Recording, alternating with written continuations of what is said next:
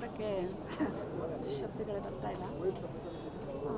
ನಮ್ಮ ಸಿಹಿ ದಿನಗಳಿಂದಲೂ ಅಮ್ಮ ನಮ್ಮನ್ನು ಎಂಕರೇಜ್ ಮಾಡಿಕೊಂಡು ನಮ್ಮ ಎಪಿಸೋಡ್ಸ್ನ ನೋಡಿದಾಗ ಕಾಲ್ ಮಾಡಿ ಮಾತಾಡಿಸೋರು, HMK ಮೂರ್ತಿ ಅವ್ರ ಮನೆಗೆ ಕಾಲ್ ಮಾಡಿ ನಮ್ಮ ಹತ್ರ ಎಲ್ಲ ಮಾತಾಡೋರು, ಮನೆಗೆಲ್ಲ ಇನ್ವೈಟ್ ಮಾಡಿದ್ರು.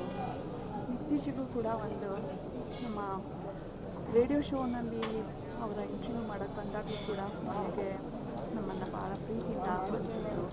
ಆಮೇಲೆ ಬಲೆ ಚತುರದಲ್ಲಿ ನಾನು ಅವರ ಮಗಳಾಗಿ ಅಭಿನಯಿಸಿದ್ದೆ.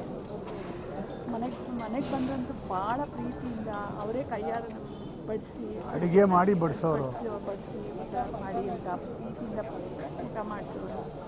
ಇಷ್ಟು ಇಡೀ ಭಾರತ ಚಿತ್ರರಂಗಕ್ಕೆ ಇವತ್ತು ಒಂದು ದೊಡ್ಡ ನಷ್ಟ ಅಂತ ಹೇಳಿದ್ರೆ ತಪ್ಪಾಗೋದಿಲ್ಲ.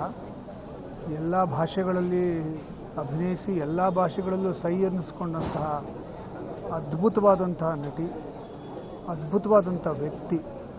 ಇವತ್ತು ನಾವು ಅವ್ರನ್ನ ಕಳ್ಕೊಂಡು ನಿಜವಾಗಲೂ ಒಂದು ರೀತಿಯಲ್ಲಿ ಅನಾಥರಾಗಿದ್ದೀವಿ ಅಂತ ಹೇಳಿದ್ರೆ ತಪ್ಪಾಗೋದಿಲ್ಲ. ಪ್ರೀತಿ ಮಮತೆ ಅಂದರೆ ಅಮ್ಮ ಅಂತಲೇ ಹೇಳ್ಬೋದು ಸರೋಜಮ್ಮ.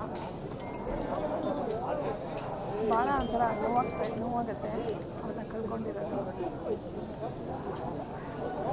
ಅವರು ಪ್ರೀತಿಯಿಂದ ಊಟ ಬಡಿಸಿ ಅಷ್ಟಮ್ಮ ಕೊಟ್ಟು ಎಷ್ಟು ಆತ್ಮೀಯತೆಯಿಂದ ನೋಡೋರು.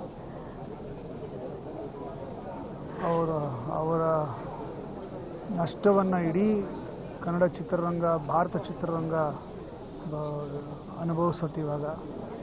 ಅವರಿದ್ದಾಗ ಕನ್ನಡಕ್ಕಂತೂ ಸೀನಿಯರ್ ಮೋಸ್ಟ್ ಆರ್ಟಿಸ್ಟ್ ಇವಾಗ ಅಂದರೆ ತಪ್ಪಾಗೋದಿಲ್ಲ. ಅವರು ನಮ್ಮನ್ನು ಬಿಟ್ಟು ಹೋಗಿರೋದು ನಿಜವಾಗ್ಲೂ ದುಃಖ ಆಗ್ತಾ ಇದೆ. Thank you.